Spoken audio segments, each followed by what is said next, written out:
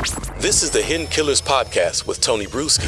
Featuring defense attorney, Hidden Killers daily contributor, and host of the Defense Diaries podcast, Bob Motta.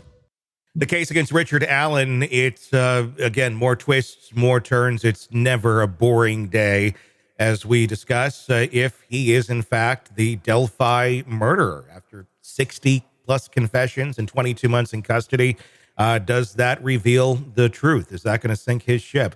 Joining me to discuss, Bob Motta, defense attorney, host of the podcast Defense Diaries. Go download that wherever you get podcasts, also on YouTube. Bob, you were there at, we talked about day 1 and day 2 last week. Day 3, you were there as well. And, you know, now a little bit out.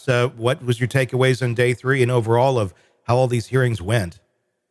Day 3 was essentially the state's motion in limine to exclude the third-party culprit defense from them being able to bring it in. Mm-hmm. And it was, even though it was the state's motion, it was really the defense that had to put on the case because they had to convince the judge that there's a nexus between any of these individuals that they've named as third-party culprits and to the crime. Mm-hmm. So meaning that, you know, and we could argue all day, does the Elvis Fields thing, putting himself there, how is that any different than Richard Allen putting himself there? Yeah. You know, I mean, it's like, I think that there's some type of nexus, but ultimately, you know, they put on a ton of witnesses.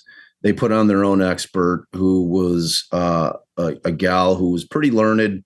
I've heard people trashing her over the interwebs, and I'm like, well, she's got an education level. She trains the feds. She typically testifies on behalf of the prosecution. So it seems disingenuous for people to be trashing her. I mean, and it's because her opinion that she thought that the crime scene looked like a textbook ritualistic killing. Mm-hmm. So like, and that was her opinion, and they couldn't sway her on it. You know, so she testified, and, you know, they then put on 2 of the cops, Kevin Murphy and Todd Click, who were 2 of the cops who continued to investigate. You know, but the state was pretty effective in terms of their cross-examination. You know, they said, look, with all these guys, no matter all these different little things that you found that seemed to indicate they might have been involved, you can't place any of those guys at the bridge, can you? No, you can't provide any kind of evidence that they had any connection with Delphi, can you? No. Like, so they had to answer those questions truthfully. You know, the problem from the defense side of it is that they're limited in terms of their investigation. They're not going to be able to go and subpoena these guys' phones and do all the things that they need to do in order to try to prove that they were there. And now we're 7 years out. Mm-hmm. You know, so it's like you're trying to investigate from the defense side of it, but you don't have the resources and the capabilities that you have if you're law enforcement to investigate these types of things. Mm-hmm. So, like, ultimately, it gets down to me, the absolutely biggest piece of evidence that really kind of came out, which, again, much like Karen Reed, has me thinking they should not lean as much into that third-party culprit theory and lean into this phone data that I thought was bombshell. Mm-hmm. And that is that Libby's phone, all of a sudden at 4:33 a.m., pops back on, and a flood of 15 messages that people had been sending much earlier come onto the phone. Mm-hmm. You know, and this is the phone that's found under her shoe or in a shoe underneath her body. Mm-hmm. And to me, it's a game changer. I mean, somehow that phone went on. If I'm the defense, I am spending every dime I have to get the best forensic phone people on the planet in there to testify that there's only one way that happened, that somebody turned the phone back on at 4:33 a.m. It blows apart the state's timeline, because their timeline definitively is that the girls were killed between 2:30 and 3:30, period. That's it. Yeah. That they've painted themselves in that corner. And if you've got a situation where this phone is turning on inexplicably after no data coming in or out, after like 5:47 p.m., there's nothing.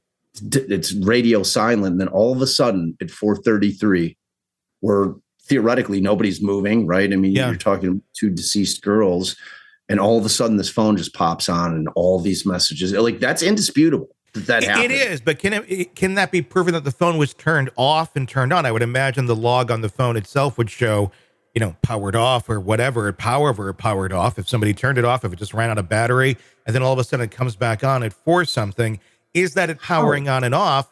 Or is it, I can say I've had this happen with my phone, especially in this office, where the cell signal, sometimes it looks great, and then sometimes it's like not there. I can look like I'm going off the grid too for however long it decides to want to not actually be active. And all of a sudden, the signal seems to pick up, and then boom, a flood of texts come in. That does happen. And it's in the woods, it's under her body. I guess my question would be, how strong is the signal there from their provider? Is that even a reasonable explanation? It's something to look at, I would think, if you're going to go down all the angles. That's going to certainly be the state's position. Yeah. And I think that is their position, that the thing just like was not able to ping for whatever reason. But remember, AT&T was pinging every 15 minutes. The odds of 11 hours going by, true, and not one of those pings going through, to me, indicates that somebody had turned the phone on and then turned it back on. I would imagine that's not. Yeah. I'd imagine there's a log on the phone that would be able to say how the phone went off, if it lost signal, and that would show, I think, the answer to those questions. I don't think that's a question that's impossible for us to get the answer to. Exactly. And that's why I'm saying, man, forget spending money on experts trying to prove something that you're never going to be able to prove, which is that, these 5 dudes are the guys who did it, because the defense doesn't have to prove that, to get to the reasonable doubt that you need to get to in this case. The most powerful evidence is the fact that phone popped back on at 4:30 in the morning, man.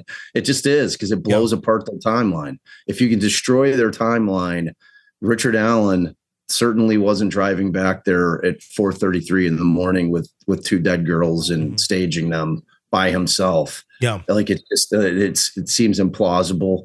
I don't know what time he wakes up, but I'm assuming that, he'd be alibied for that time. Yeah. So, and like, I'm certain that his wife is going to be able to say, well, he was home. He was home all night with me, and maybe somebody else. I don't know what he did that evening. Yeah. You know what I mean? Like, all those questions, but I'm assuming that they'd be able to establish that it wasn't Allen, because he's at the bridge until the time that they say he's at the bridge, and then he's gone. But if the girls are killed sometime that night, because the 2 things that also come out is there is no time of death that was established, and they didn't take a temperature reading of the bodies. Like, those are huge gaping holes for the state in terms of trying to prove these girls were killed. So, it was, I was less impressed with the third party culprit stuff, because a lot of it is the exact same stuff that we've already heard. But as far as that phone data, man, like, that is where I am. That is where I'm spending all my resources if I'm the defense on that case. As of now, has Judge Gull made a ruling on if the third party defense are going to be admitted, or is it still up for consideration in the ether? Up for grabs still. We don't know yet. The only thing she decided, which she did decide on day 3, was to move Allen out of the prison. Yeah. So he's going to Cass County Jail. That's where he'll be through trial. So she did rule on that day. And the thing with that is the damage done. Yeah. We heard the bombshell information that, he's confessed 61 times in some form or fashion, but it all happens in this 3-month period when he's eating his own feces. Yeah. How do you take any of that, anyone seriously, and anything they're saying, if, like, I did it, and then they take a big bite, Right. It's like, I would not take anything anyone's saying at that moment to be legit. I would take it to be a survival mechanism to get the hell out of that. And I'll say anything you want. I'll say I shot Kennedy if you want me to, right. If it gets me out of this hell that I'm experiencing. Exactly. So yeah, it's, and that thing's coming. That trial's coming. Like, I don't see any kind of continuances. I think this thing's going. Does that mean that there can't be, because the one thing that's still kind of hanging out there is that the state's witness, this Cecil, he's a cop who's doing the extraction. He's still working on 7 years in, still working on an extraction of Liberty German's phone, because now there's a new version of Celebrite that he wants to run it through there. And so they're still waiting. They're still waiting for this report. And like that phone, like to me, this case is all about the phone data. Yeah. Not just Liberty's phone, but what about Rick Allen's phone? Like, what is his? I've heard nothing about his phone. What is his phone showing? Want more of the podcast without the ads? Then hit subscribe to the True Crime Today Premium Plus channel on Apple Podcasts. Try it now for 3 days, absolutely free. You'll get access to all of our extended advance ad-free episodes instantly. So you can binge without the break. True Crime Today Premium Plus. Search and subscribe now on Apple Podcasts.